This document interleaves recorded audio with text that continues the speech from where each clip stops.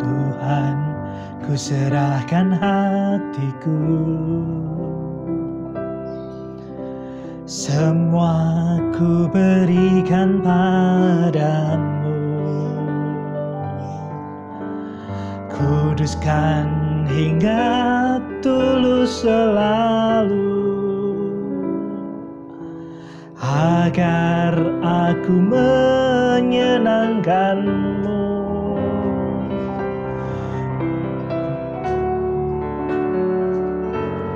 Menyenangkanmu, senangkanmu, hanya itu kerinduanku. Menyenangkanmu, senangkan hatimu, hanya itu kerinduanku.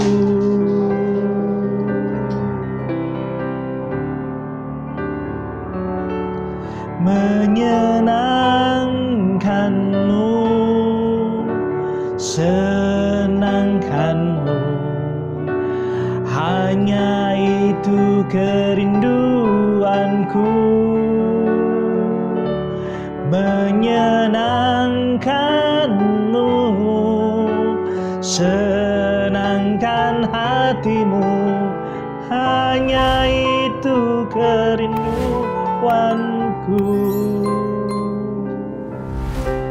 Ya, salam sahabat Yes, bagaimana kabar saudara-saudara hari ini? Saya berdoa, saya berharap saudara-saudara dalam berkat, dalam kasih, dan dalam sukacita Kristus Yesus. Nah, sahabat-sahabat Yesus dimanapun saudara berada, firman Tuhan akan menyapa kita di dalam Injil Matius 7. Injil Matius 7 ayat yang ke-24 sampai dengan 27. Demikian firman Tuhan bagi kita semua. Setiap orang yang mendengar perkataanku ini dan melakukannya, ia sama dengan orang yang bijaksana, yang mendirikan rumahnya di atas batu. Kemudian turunlah hujan dan datanglah banjir. Lalu angin melanda rumah itu. Tetapi rumah itu tidak rubuh sebab didirikan di atas batu. Tetapi setiap orang yang mendengar perkataanku ini dan tidak melakukannya, ia sama dengan orang yang bodoh yang mendirikan rumahnya di atas pasir. Kemudian turunlah hujan dan datanglah banjir. Lalu angin melanda rumah itu sehingga rubuhlah rumah itu dan hebatlah kerusakannya. Demikianlah pembacaan firman Tuhan bagi kita semua.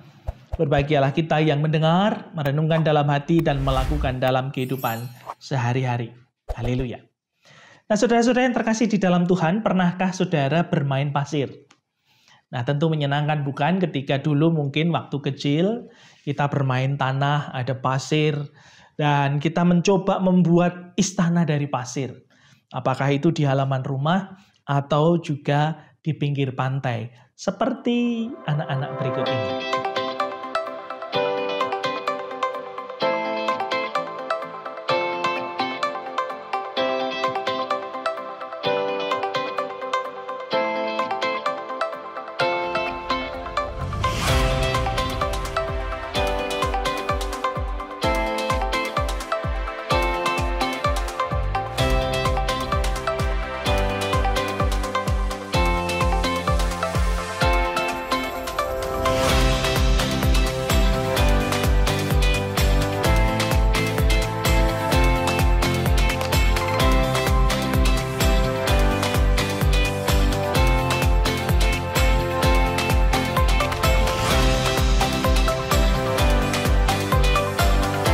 Nah, menyenangkan bukan ketika kita bisa mengekspresikan, kita bisa membayangkan, wah, ketika nanti kita buat istana pasir akan jadi seperti apa.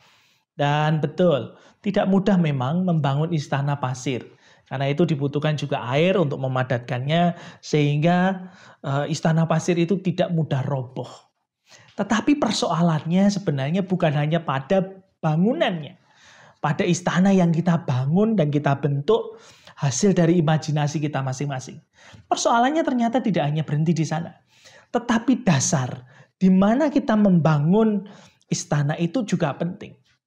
Seperti firman Tuhan pada saat ini mau menggambarkan bagaimana kita menjadi anak-anak Allah. Itu digambarkan seperti dua macam dasar tadi. Bukan persoalan seberapa bagus saudara-saudara membangun istana itu. Atau seberapa megah istana pasir itu dibuat.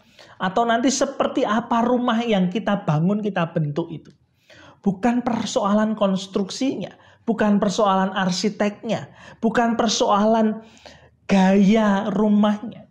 Tapi persoalan yang lebih utama dari itu adalah pondasi apa yang kita pakai.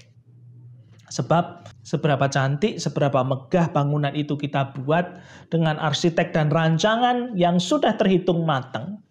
Kalau dasarnya tidak kokoh, dasarnya tidak kuat, pondasinya tidak pas, maka ketika ada bencana, ada banjir, ada gempa, maka dengan mudah rumah itu akan runtuh, retak, dan hancur.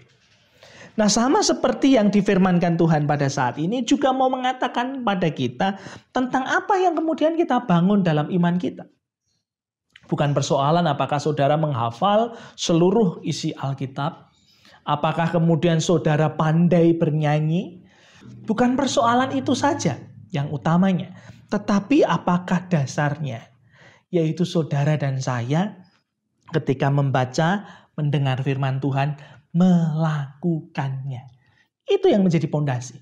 Sebab percuma saja kemudian ketika saudara-saudara mengikuti renungan ini, atau saudara menggunakan renungan yang lain, saudara ada setiap pagi ada doa pagi mungkin, ada doa malam, ada doa keluarga, ada pujian dalam keluarga, tetapi kalau setiap kita mendengar firman Tuhan dan itu hanya diam, berhenti, tanpa terwujud dalam melakukan di dalam kehidupan sehari-hari, maka percuma saja. Apa yang kemudian menjadi percuma? Percumanya adalah ketika itu kemudian kita menjadi rapuh. Ketika ada persoalan datang mungkin, ketika ada goncangan mungkin menghadang, ketika ada pergumulan yang mungkin datang dalam kehidupan kita, kita segera goyah. Dan kita mungkin berseru pada Tuhan, Tuhan, kenapa kok begini? Bukankah aku sudah, bukankah aku telah? Tetapi padahal kita sama sekali tidak melakukan firman Tuhan. Karena itu sahabat-sahabat Yesus dimanapun saudara berada, mari kita jaga kualitas iman kita. Kita juga bangun iman kita dengan pondasi yang teguh. Apa pondasinya? Tuhan mengingatkan pondasinya adalah melakukan kehendak Tuhan. Pertanyaannya kemudian adalah apakah saudara dan saya mau melakukan kehendak Tuhan? Mari bersama kita berdoa. Bapa Surgawi, kami mengucap syukur untuk sabda-Mu saat ini. Tuhan menggambarkan bagaimana pondasi iman kami harus kami bangun dengan kerelaan, dengan ketulusan, dengan keikhlasan, dan kesetiaan melakukan firman Tuhan. Karena itu ampuni Tuhan, jika selama ini kami abai atau kami lupa, atau mungkin kami hanya pilih-pilih firman apa yang kami lakukan. Tetapi hari ini Tuhan menggambarkan sebagaimana kami membangun rumah tanpa pondasi yang kokoh. Maka sewaktu-waktu rumah itu pun akan rapuh dan hancur. Demikian juga kehidupan kami.